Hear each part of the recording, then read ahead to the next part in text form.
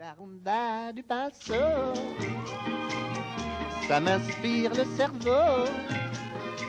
J'étale bien mes coloris, faudrait pas que je m'étale aussi car je refais la façade.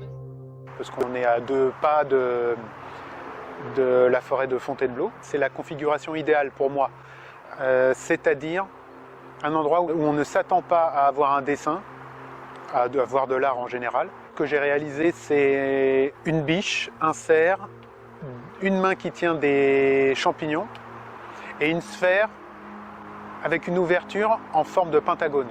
Mes dessins en général sont conçus comme des millefeuilles. La première couche, on va dire, c'est l'animal.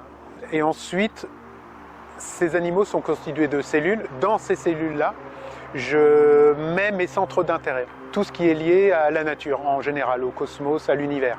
Et je parle des liens qui unissent tous ces règnes. Règne minéral, végétal, animal, humain et les autres. Je commence par signer. C'est la première chose que je fais. Je signe parce que quand je dessine en extérieur, sinon il y a énormément de gens qui m'arrêtent pour me demander comment je m'appelle. Ensuite, je mets la galaxie et ensuite je construis tout autour. Le remplissage, lui, ça c'est de l'improvisation.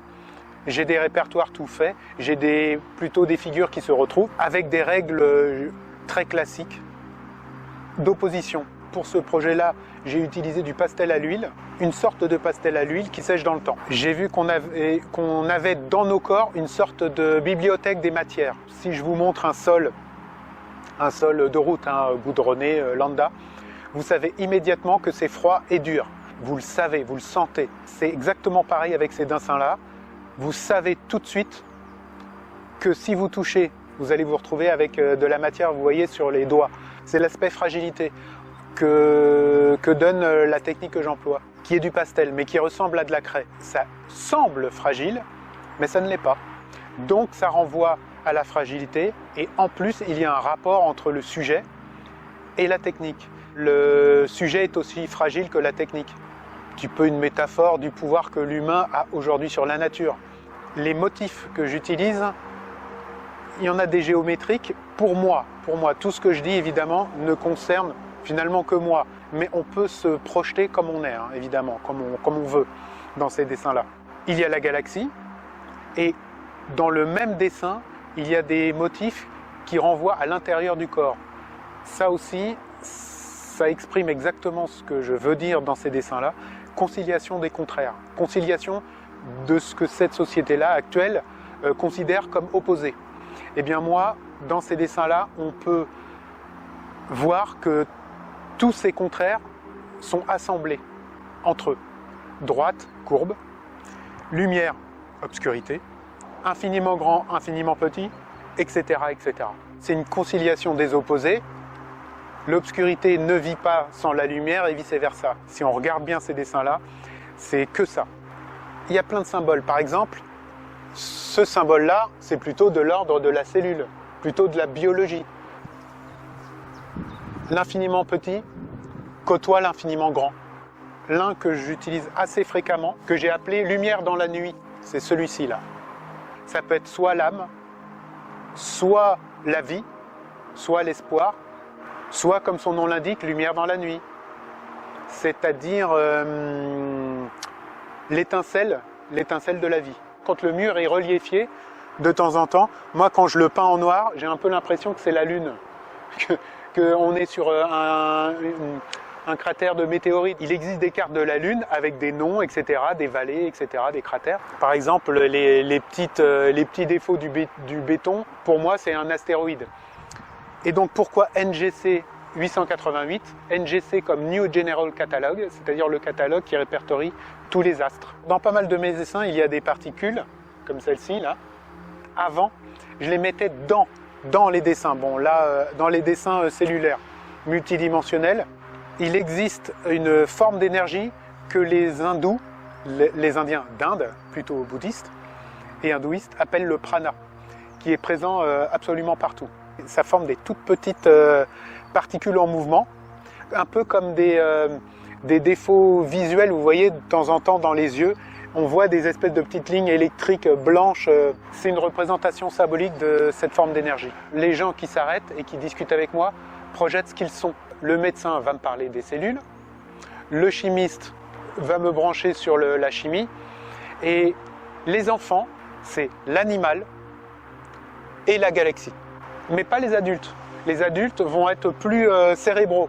Ils vont plus consulter leur bibliothèque de connaissances. Ces dessins-là, en fait, ce sont des autoportraits. C'est moi. Ce sont les sujets auxquels je m'intéresse. Quand on était jeune, plutôt enfant, avec mon frère et ma sœur, on recevait beaucoup de livres portant sur la connaissance.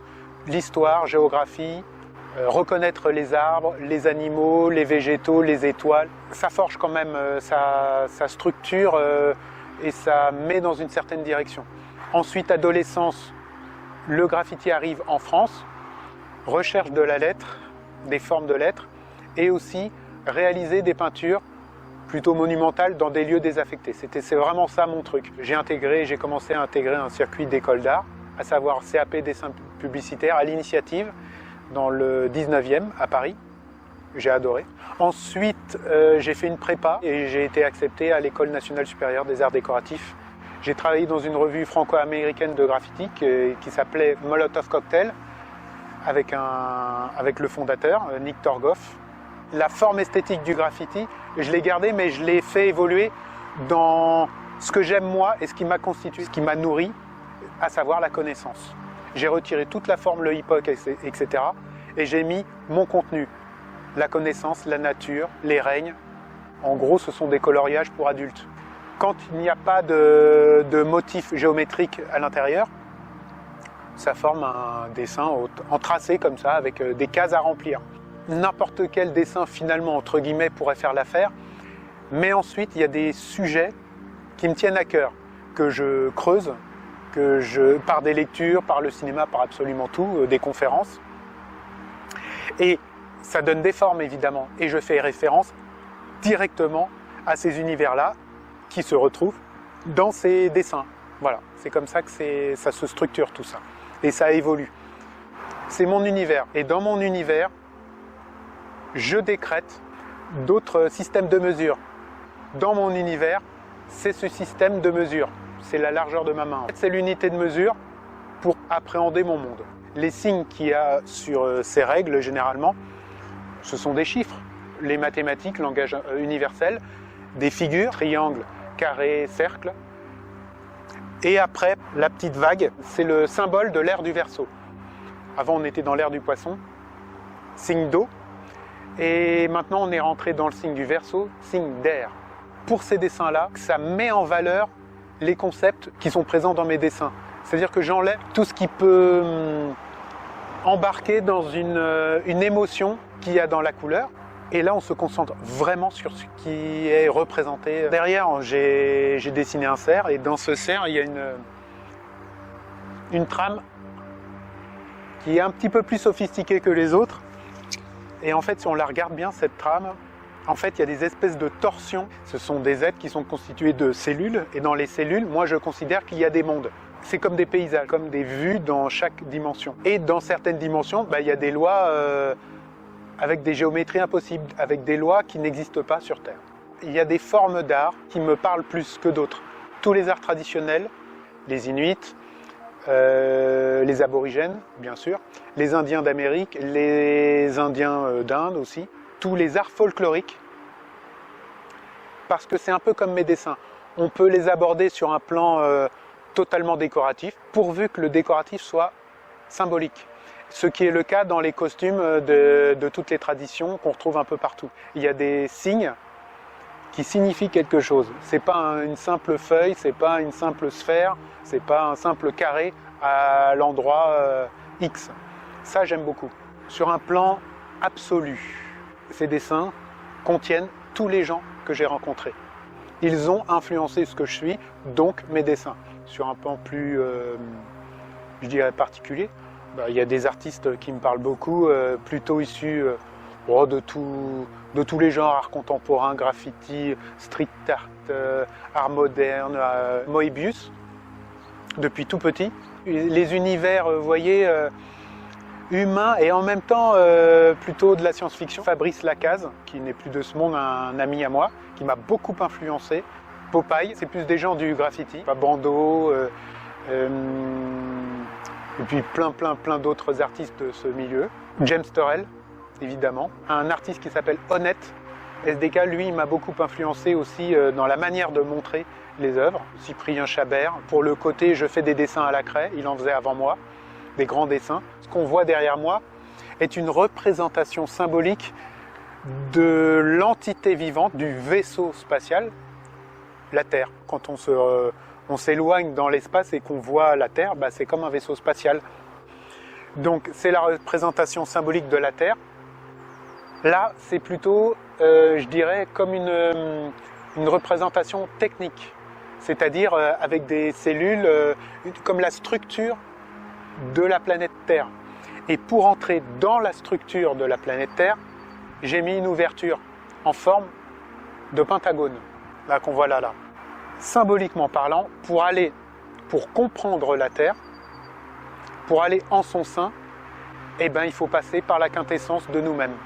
Le 5, c'est la quintessence. Quand on s'intéresse à la planète, à tous ces éléments, quand on les met en relation, on aboutit à ça transforme en fait. Et ça renvoie en plus au meilleur de nous-mêmes. La rumba du paso, ça m'inspire le cerveau. J'étale bien mes coloris, faudrait pas que je m'étale aussi car je refais la façade.